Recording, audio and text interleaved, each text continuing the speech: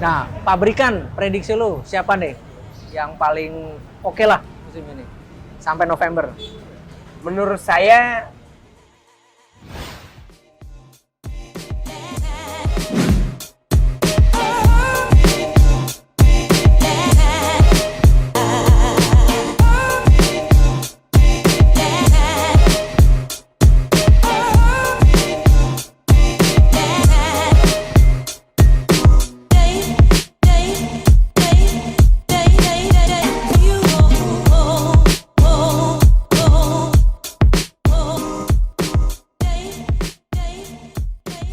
Halo, top scorer.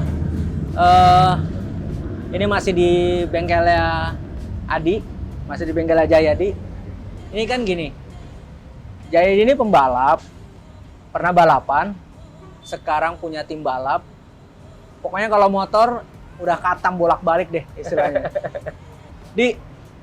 Lu ngelihat MotoGP nih ya, sekarang dipadetin jadwalnya. Oke. Dipadetin jadwalnya. Marc Marquez cedera. Iya. Lu kan padet nih sampai November ya. Oke. Sampai November nih udah beres semua gitu.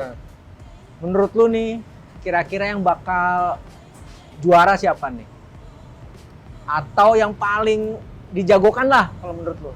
Ya, menurut saya sih kita berangkat dari tahun lalu dulu. Ya. Kita lihat siapa yang juara dunianya pertama. Yang kedua kita lihat rookies-nya. Oke. Yang ketiga siapa yang paling konsisten. Oh, itu aja tuh ya. Itu paling penting. Ya, oke.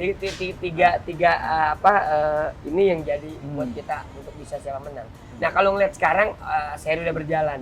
Yang juara dunia sekarang lagi problem. Ya. Nah, apalagi kerugiannya juga adalah balapannya kan tiap minggu nih deket. Rapat tuh ya. Rapat banget. Kalau dia parah kayak gitu, kayaknya ya semoga sih cepat sembuh ya. Jadi artinya bisa kehilangan banyak seri itu ya? Bisa kehilangan banyak seri, takutnya gitu. Oke. Nah, yang kedua, tahun lalu rookiesnya siapa? Oke. Saya tahu Quartararo. Sekarang juga lagi leading point-nya. Iya. Jadi bilang bagus.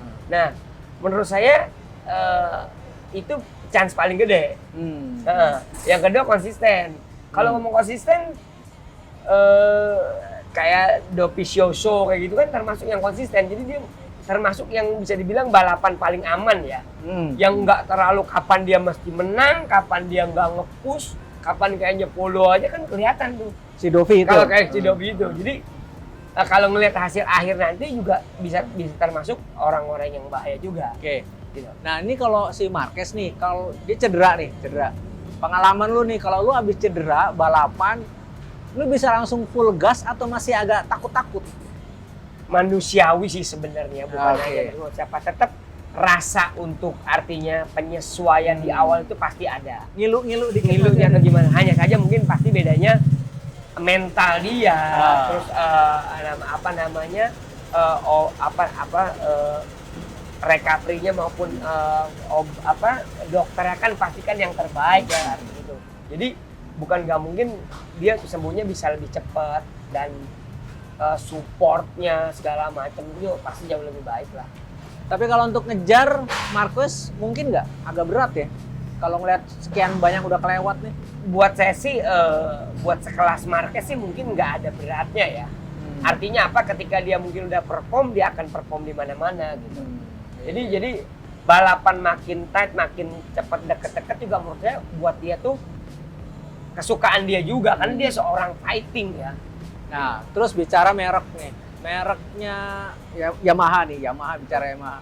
Yamaha itu yang pernah saya baca dia nggak stabil ya motornya. Maksudnya kan Rossi udah ngabisin berapa mesin tuh. Iya. Belum pembalap-pembalap lain gitu. Sebenarnya sih kalau ngomong ngabisin berapa mesin dan tidak stabil, karena itu sih sebenarnya lebih kepada tujuan gol dari tim itu sendiri menurut saya.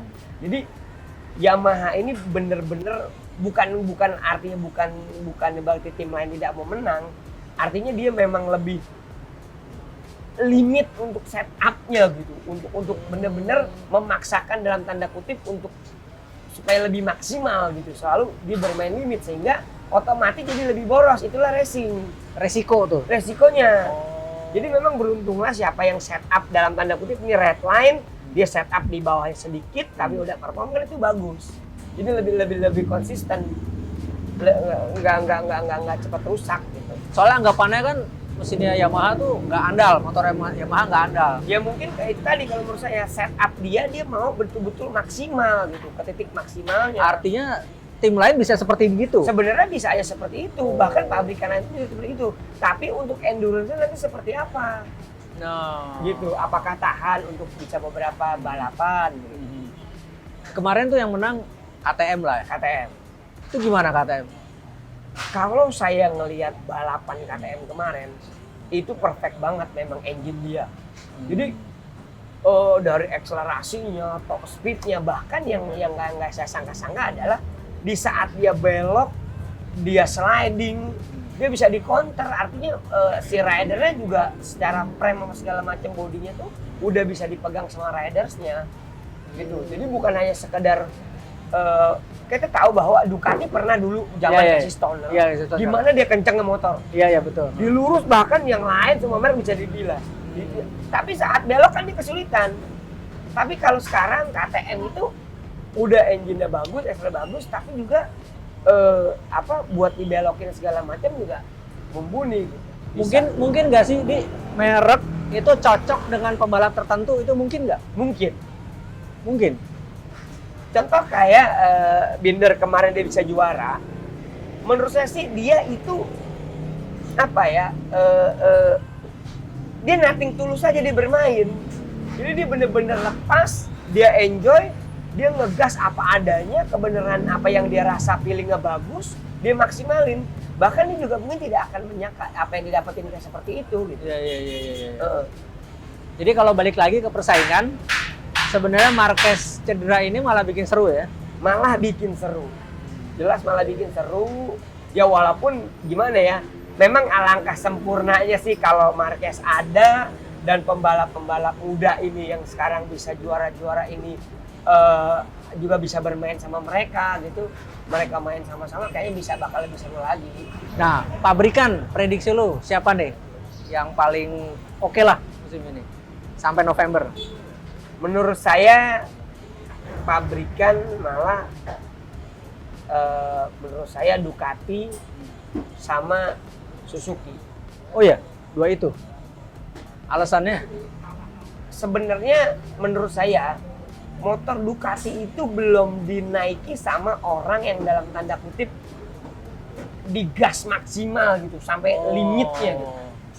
Jadi itu mas sebenarnya tuh hanya sirkuit-sirkuit tertentu yang Dovizioso bisa menang, yang bisa digas benar-benar maksimal. Itu.